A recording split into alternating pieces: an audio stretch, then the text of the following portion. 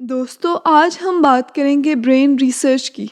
आज हम जिस बुक का रिव्यू करने जा रहे हैं इसका नाम है 12 brain rules by John Medina.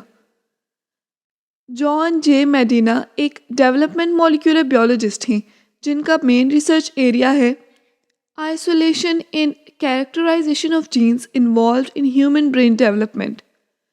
John Medina ने अपना maximum professional career mental health को स्टडी करने में लगाया और इसके बाद ही उन्होंने 12 ब्रेन रूल्स लिखे अपनी बुक ब्रेन रूल्स में।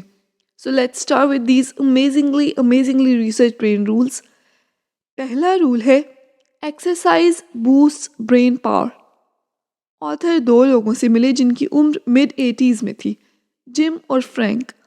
जिम ज़्यादा वक्त व्हीलचेयर पे गुजारते, बगैर वजह के रोने लगते, दीवारों को घूरते रहते, सब कुछ भूल जाते, इन शॉर्ट बस अपने मरने का इंतज़ार कर रहे थे। लेकिन फ्रैंक इसके बिल्कुल ऑपोजिट थे। वो बहुत ही एक्टिव थे और अपनी लाइफ सही से इंजॉय कर रहे थे। ऑब्वियसली वो एक्सरसाइज करते थे और इसी वजह से उनकी मेमोरी बेटर थी। अब रिसर्चर्स ये जानना चाहते थे कि क्या वाकई एक्सरसाइज की वजह से ये सब था या कोई और वजह थी। काफ़ी सारे एक्सपेरिमेंट्स के बाद ये बात सामने आई कि जो लोग एक्सरसाइज करते हैं वो हर चीज़ में बेटर परफॉर्म कर रहे थे, मेमोरी में, स्पेशल थिंकिंग में, इन एवरीथिंग। इन लोगों की निस्बत जिनका सेडेंट्री लाइफस्टाइल था, यानी जो लोग बस बैठे रहते थे और कोई एक्सरसाइज नहीं करते थे। ऑथर कहते हैं कि हमारा ब्रेन ऐसी बॉडी के साथ बनाया गया है जो कई साल पहले 12 माइल्स पर डे तक चल सकती थी। एक्सरसाइज से ब्रेन में ब्लड और ग्लूकोज पहुंचता है जिससे वो बेहतर परफॉर्म करता है। नेक्स्ट ब्रेन रूल आता है the human brain evolved too. ये रूल कहता है कि ह्यूमंस को मिलियंस ऑफ ईयर्स लगे ये ब्रेन पाने के लिए। पहले हमारे पास सिर्फ एक लिजर्ड ब्रेन था जो सिर्फ बॉडी के बेसिक फंक्शंस को एक्टिवेट रखने के लिए यूज़ होता था। सोना, जागना, ब्रीदिंग और हार्ट रेट को मेंटेन रखना। ये कोई कॉम्प्लेक्स काम नहीं कर सकता था। लेकिन फिर इसमें एमिग्डाला ऐड हुआ, यानी कैट ब्रेन, जो शिकार को देख सकता था, पकड़ सकता था और शिकारी से महफूज रखने के लिए भाग सकता था, रिप्रोड्यूस कर सकता था। फिर कई सालों बाद हमें एक और चीज़ कॉर्टेक्स मिली जिसने हमारे ब्रेन को बाकी इंटरनल ऑर्गन्स के साथ कम्युनिकेट करने के काबिल बनाया और ब्रेन ने कॉम्प्लेक्स काम करने शुरू कर दिए। Third brain rule is every brain is wired differently. Michael Jordan, जो कि वर्ल्ड्स बेस्ट बास्केटबॉल प्लेयर थे, उन्होंने 1994 में बास्केटबॉल को क्विट करके बेसबॉल ज्वाइन कर ली और जॉर्डन को एक के बाद एक हार का सामना करना पड़ा। हालांकि बेसबॉल और बास्केटबॉल की काफ़ी सारी स्किल्स सेम होती हैं, पर समझ नहीं आ रहा था कि ऐसा आखिर क्यों हो रहा है। रिसर्चर्स ने बताया कि ऐसा इसलिए है, जो भी चीज़ हम अपनी बॉडी के साथ करते हैं फिज़िकली, उसके अकॉर्डिंग हमारी बॉडी की वायरिंग भी चेंज होती है। इसलिए दो लोगों के साथ अगर एग्जैक्टली सेम इंसिडेंट्स भी हो रहे हों तो भी उनके ब्रेन सेम जगह पर सेम तरीके से सेम इंफॉर्मेशन स्टोर नहीं कर सकते।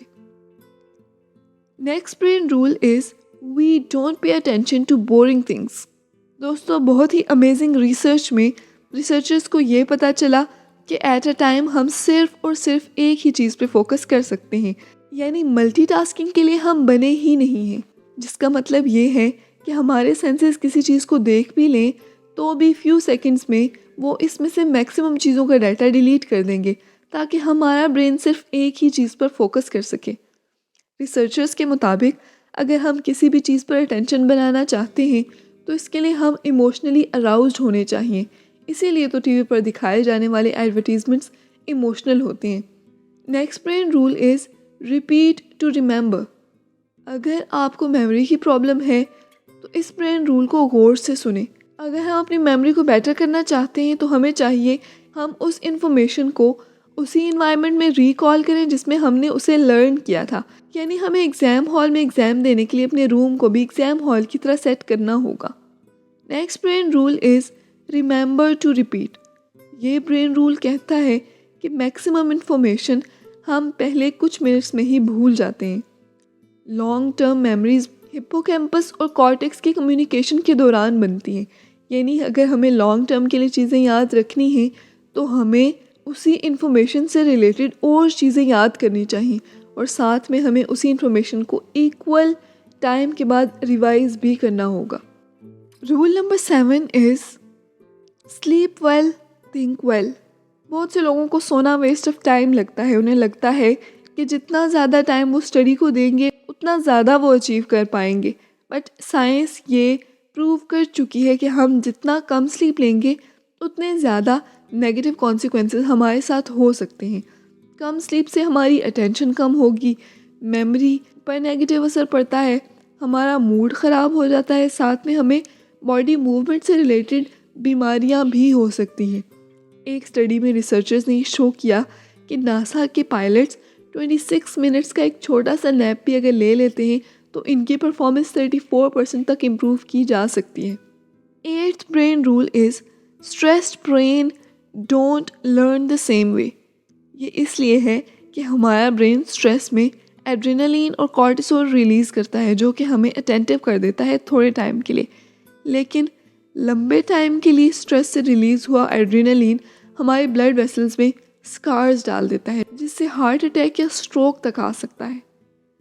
नेक्स्ट ब्रेन रूल है stimulate more of the brain senses. हमारे जितने ज़्यादा सेंसेस किसी चीज़ में इन्वॉल्व होंगे उतनी ज़्यादा हमें चीज़ें याद रहेंगी। अगर आपकी आंखों पर एक पट्टी बांध दी जाए और आपकी नाक के पास नाशपाती का एक पीस रख के आपको एप्पल का पीस खिलाया जाए तो आप में से मैक्सिमम लोग कहेंगे कि हमने नाशपाती खाई है। ऐसा इसलिए है क्योंकि इसमें स्मेल का सेंस भी इन्वॉल्व था। इसी तरह स्टडी करते हुए अगर आप अपने रूम में कोई पर्टिकुलर परफ्यूम या एयर फ्रेशनर स्प्रे करें तो आप वो स्मेल अगर कहीं भी एक्सपीरियंस करेंगे तो आपको फ़ौरन अपने स्टडी रूम की याद आएगी और प्रॉबेबली आपका स्टडी करने का दिल भी करेगा। Next brain rule is vision Trump's all other senses. ये ब्रेन रूल कहता है कि हमारी बाकी सारी सेंसेस से सबसे ज़्यादा डोमिनेंट सेंस विजन है, क्योंकि विजन हमारे ब्रेन के 50% रिसोर्सेज यूज़ करती है। हमें सबसे ज़्यादा मेमोराइज तब होता है जब हम पिक्चर्स या वीडियोस को देखते हैं, ना कि स्पोकन या रिटन वर्ड्स को। नंबर 11 पे है male and female brain cells are different. ये पॉइंट कहता है कि औरतों और मर्दों का ब्रेन कम्प्लीटली डिफरेंट तरीके से वर्क करता है। यानी कि जब मैन एंड वुमेन को बहुत ज़्यादा स्ट्रेस लेवल में रखा जाता है तो वुमेन को सारी इमोशनल डिटेल्स याद आ जाती हैं क्योंकि उनका लेफ्ट अमिगडाला एक्टिव होता है, लेकिन मैन का राइट अमिगडाला एक्टिव होता है और उन्हें जिस्ट यानी किसी बात का कंक्लूजन याद आ जाता है। ऐसा इसलिए है कि वुमेन जेनेटिकली कॉम्प्लेक्स होती हैं, इसलिए मैन और वुमेन एक ही स्टिमुलस को डिफरेंटली देखते हैं। Next brain rule is we are powerful and natural explorers. ये ब्रेन रूल कहता है कि ह्यूमन माइंड एक्चुअली एक क्यूरियस माइंड है, क्योंकि जब हम पैदा हुए थे तो हम पहले से ही प्री प्रोग्राम्ड थे और हर चीज़ जानना चाहते थे। यही वजह है कि छोटे बच्चे सवाल पे सवाल पूछे चले जाते हैं। इसका मतलब ये है कि हमारी बेस्ट लर्निंग एक्टिव लर्निंग के साथ होती है, यानी एक्चुअल में चीज़ों के साथ एक्सपेरिमेंट करके, उनमें गलतियाँ करके और फिर कंक्लूजन पे आके। दोस्तों आज के लिए इतना ही। अगर आपको वीडियो पसंद आई है तो प्लीज़ इसको लाइक ज़रूर कीजिएगा। बहुत जल्दी मिलेंगे आपसे एक नई बुक समरी के साथ। तब तक अपना ख्याल रखिएगा। Take care, bye.